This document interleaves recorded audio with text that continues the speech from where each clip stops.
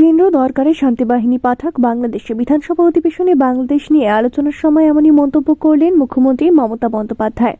চাইলেন রাষ্ট্রসংঘে হস্তক্ষেপ। তার কথায় আমরা প্রস্তাব দিলাম, এ নিয়ে প্রধানমন্ত্রী বিবৃতি দিন, রাষ্ট্রসংঘের নজরে আনা হোক বিষয়টি। কেন্দ্র রাষ্ট্রসংঘের কাছে আবেদন করুক শান্তিরক্ষা বাহিনী পাঠানোর জন্য। সোমবার বিধানসভা অধিবেশনের প্রথমার্ধেই যোগ দেন মুখ্যমন্ত্রী। একাধিক বিষয় নিয়ে বিবৃতি দেন।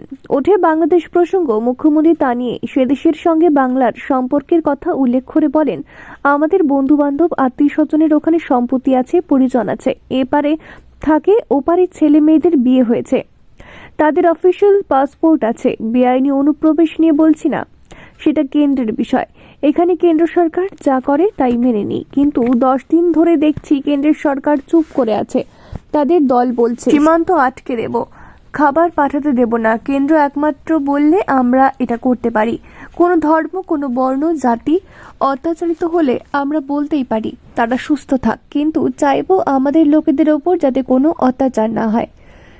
এরপর সুর চড়িয়ে তিনি নিজেদের অবস্থান আরো স্পষ্ট করে মুখ্যমন্ত্রী বলেন, আজ বিধানসভা থেকে বলছি, পার্লামেন্ট চলছে, প্রধানমন্ত্রীকে বলছি আপনারা বিবৃতি দিয়ে জানান, আর আমাদের লোকেদের ফিরিয়ে দিতে চাইলে আমরা তাদের এখানে ব্যবস্থা করে দেব। আমি খেতে পেলে তারাও পাবে। আমি ইসকনের সঙ্গে কথা বলছি, জাতীয় পতাকার অপমান এভাবে হতে পারে না। কেন্দ্রের কাছে প্রস্তাব পাঠাচ্ছি, দরকারে ওই দেশে কেন্দ্র সরকার শান্তির বার্তা নিয়ে ধর্মীয় অধিকার পালন করার আছে। কেন্দ্র রাষ্ট্রসংঘের কাছে আবেদন করুক শান্তিরক্ষা বাহিনী পাঠানোর জন্য। সূত্রের খবর, মুখ্যমন্ত্রীর এই প্রস্তাব আবেদন আকারে প্রধানমন্ত্রী ও রাষ্ট্রপতিকে পাঠাবেন বিধানসভা স্পিকার। ইসকনের সন্ন্যাসী চিন্ময় প্রভুর গ্রেপ্তারির পর থেকে উত্তাল বাংলাদেশ। বেড়েছে সংখ্যালঘুদের উপর অত্যাচার। আলাদা করে টার্গেট হচ্ছেন ইসকনের সদস্যরা। এই অবস্থায় ইসকনের 54 জন সদস্য রবিবার বৈধ উপায়ে বেনাপোল সীমান্ত হয়ে ভারতে প্রবেশের চেষ্টা করলে তাদের আটকে দেয় বাংলাদেশের ইমিগ্রেশন পুলিশ।